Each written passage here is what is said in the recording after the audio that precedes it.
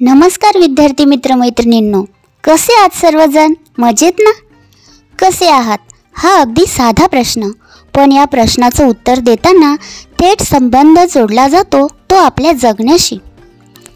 आपण आयुष्य कसं जगावं हा खरं तर खूप मोठा आणि महत्त्वाचा प्रश्न.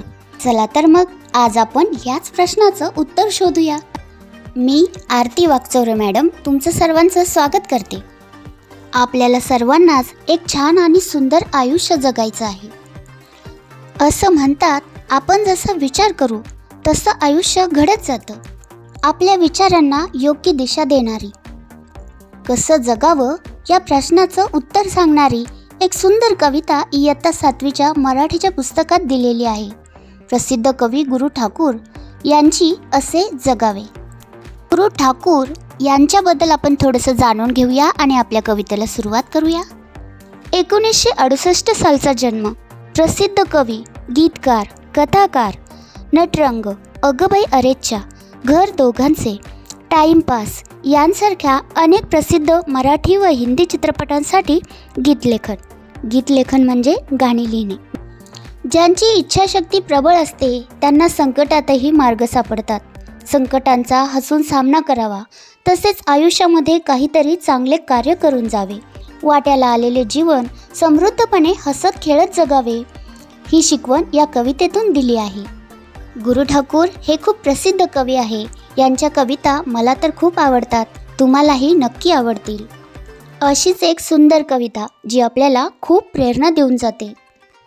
सर्वप्रथम ही कविता आपण ऐकूयात. तर सुरू करूया. असे जगावे. असे जगावे छाताडावर आव्हानांचे लावून तर, नजर रोखुनी नजरेमध्ये आयुष्याला द्यावे उत्तर. नको गुलामी नक्षत्रांची, भीती आंधळी ताऱ्यांची, आयुष्याला भिडता नाही चैन करावी स्वप्नांची. असे दांडगी इच्छा ज्यांची, मार्ग तयाला मिळती सत्तर. नजर रोखुनी नजरेमध्ये आयुष्याला द्यावे उत्तर. पाय असावे जमिनीवरती कवेतांबर घेताना, हसू असावे ओठांवरती काळीज काढून देताना. संकटासही ठणकावून सांगावे ये आता 72. नजर रोखुनी नजरेमध्ये आयुष्याला द्यावे उत्तर.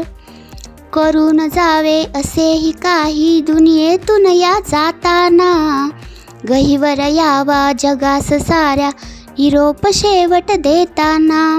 स्वर कठोर त्या काळाचाही क्षणभर व्हावा कातर. नजर रोखुनी नजरेमध्ये आयुष्याला द्यावे उत्तर. आपण आता कवितेचा अर्थ समजून घेऊया. असे जगावे छाताडावर आव्हानांचे लावून तर.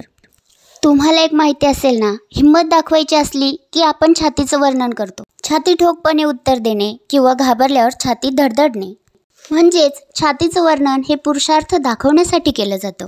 अत्तर लावल्यानंतर जसा सुगंध दरवळतो, तसेच आव्हानांचे, संकटांचे अत्तर लावून मी तयार आहे आयुष्याला उत्तर देण्यासाठी. येऊ देत कितीही संकटांना, आव्हानांना, मी समर्थ आहे. कवी पुढे म्हणतात, नजर रोखुनी नजरेमध्ये आयुष्याला द्यावे उत्तर. आयुष्य काय आहे? आयुष्य म्हणजे सुख आणि दुःखाचा खेळ. संकट, आव्हानं, उत्साह, आनंद, प्रेम, आपुलकी, सहकार्य अशा भावनांचा मेळ. अशा या आयुष्याच्या नजरेमध्ये नजर रोखून म्हणजेच निर्भयपणे आयुष्याला उत्तर द्यावे. नको गुलामी नक्षत्रांची, भीती आंधळी ताऱ्यांची. काही लोकांचा विश्वास असतो पत्रिका, कुंडली किंवा मंगळ महादशा, गुरुची महादशा अशा ग्रहदशा किंवा नशीब. तर या गोष्टींवर विश्वास ठेवून नक्षत्रांची भीती बाळगू नये, ग्रहताऱ्यांची गुलाम बनू नये. आयुष्याला भेटतानाही चैन करावी स्वप्नांची. स्वप्न पाहायचं तर मोठंच पहा, लहान कशाला. कदाचित आपलं आयुष्य कठीण असेल, खडतर असेल, पण स्वप्न तर बघा. स्वप्न बघायला कुठे पैसे पडतायत? मोठी स्वप्ने पाहणारेच मोठी स्वप्ने सत्यात उतरवतात.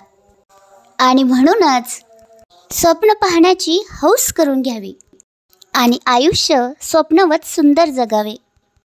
कवी पुढे म्हणतात, असे तांडगी इच्छा ज्यांची, मार्ग तयाला मिळती 70. इच्छा असेल तर मार्ग आपोआप सापडतात. कारण असं म्हणतात, जोपर्यंत आपण हरण्याचा विचार करत नाही तोपर्यंत आपल्याला कुणीही हरवू शकत नाही.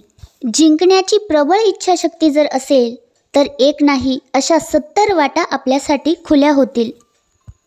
कवी पुढे म्हणतात, पाय असावे जमिनीवरती, कवेत अंबर घेताना. ध्येय उच्च असेल तर झेपही उंचच घ्यावी लागते. झेप घेताना वास्तवाचे भान मात्र नक्की असावे. वास्तवाचे भान ठेवून खुशाल कवेत अंबर घ्यावे. ही गोष्ट खूप महत्त्वाची आहे. जेव्हा आपण उंच भरारी घेतो तेव्हा आपले पाय जमिनीवर असायला हवेत आणि मग सहज आकाशाला मिठीत घ्यावे, म्हणजे अशक्य गोष्ट शक्य करून दाखवावी. हसू असावे ओठांवरती, काळीच काढून देताना. तुमची अशी एखादी खूप प्रिय वस्तू जी तुम्हाला कुणालाच द्यावीशी वाटत नाही, पण ती जर हरवली किंवा ती जर कुणाला देण्याची वेळ आली तर तुम्हाला खूप दुःख होतं, वाईट वाटतं. अशा वेळी कवी तुम्हाला सांगतात, स्वतःचं मन इतकं मोठं ठेवा की स्वतःची प्रिय गोष्ट देतानाही कायम ओठांवर हास्य राहिले पाहिजे. ज्याचा स्वतःवर विश्वास आहे त्याच्यासाठी कुठलीही गोष्ट अशक्य नाही. स्वतःवर विश्वास ठेवा आणि पुन्हा एकदा सुरुवात करायला घाबरू नका. संकटासही ठणकावून सांगावे, ये आता बेहत्तर, नजर रोखुनी नजरेमध्ये आयुष्याला द्यावे उत्तर. संकटांनाही बजावून सांगावे की तुम्ही कितीही आला तरी मी पर्वा करत नाही. कारण संकट आपल्याला कमजोर नाही तर अधिक बलवान करण्यासाठी येत असतात. आणि एक गोष्ट नेहमी लक्षात ठेवा, संकटांना जर घाबरून पळाल तर विखुरले जाल आणि संकटांचा जर सामना कराल तर यशस्वी व्हाल. करून जावे असेही काही दुनियेतून या जाताना, गहिवर यावा जगास साऱ्या निरोप शेवट देताना. गेलेल्या व्यक्तीबद्दल नेहमी चांगलंच बोललं जातं, पण त्यासाठी आपण काहीतरी चांगलं कार्य केलेलं असावं ना. ती खूप चांगली होती, देशासाठी त्याचं कार्य खूप महान होतं. ती खूप हुशार होती, त्याचं कर्तृत्व खूप मोठं होतं. या जगाचा निरोप घेताना असे काहीतरी समृद्ध कार्य करून जावे. स्वर कठोर त्या काळाचाही क्षणभर व्हावा कातर कातर, नजर रोखुनी नजरेमध्ये आयुष्याला द्यावे उत्तर. आपण म्हणतो ना, काळ आला होता पण वेळ आली नव्हती. काळ म्हणजे तोच काळ जो माणसाला शेवट घेऊन जातो. त्या काळाचं सुद्धा कातर कातर व्हायला पाहिजे. कातर कातर म्हणजे गहिवरतं मन आणि आवाज कापरा होत जातो, आवाज तुटत तुटत जातो, डोळ्यात अलगद पाणी येतं आणि हृदय भावनेने उचंबळून येतं. अशा प्रकारे काळही आपल्याला घेऊन जाताना गलबलून जावा आणि आयुष्याच्या नजरेत नजर रोखून आयुष्याला रोखठोक उत्तर द्यावे. रोखा नजर, आयुष्याला उत्तर द्या. हे जीवन खूप सुंदर आहे. सांगा त्या सूर्याला, मिळेल ते स्वीकारेल आणि न मिळेल त्यासाठी प्रयत्न नक्की करेल. धन्यवाद.